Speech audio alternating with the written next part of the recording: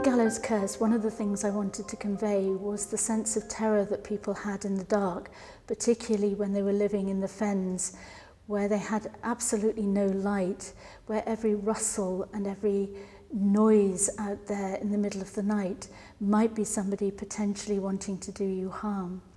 I got a great insight into the everyday life of medieval life when I lived for a couple of years out in Nigeria in a little village which had no running water, no electricity, and we had to cook on open fires and light our homes with lamps.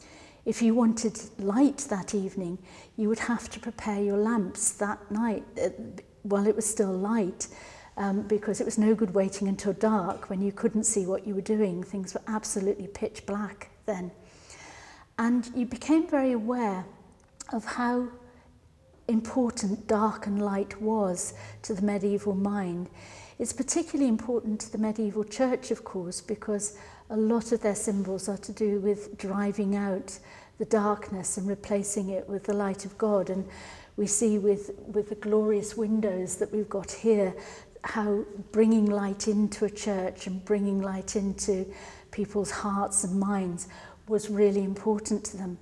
But you don't realise the terror of the dark until you've actually lived in medieval circumstances. When you realise that when somebody tried to attack your home in the middle of the night, or you heard a strange noise, there was no way that you could put on a light and go out and investigate.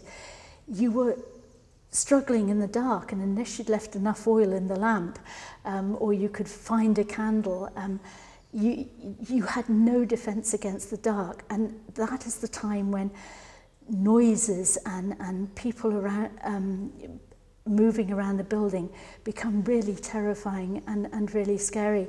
And so you can understand how terrified people were, not only of the physical dark, but also of the spiritual dark in their lives as well.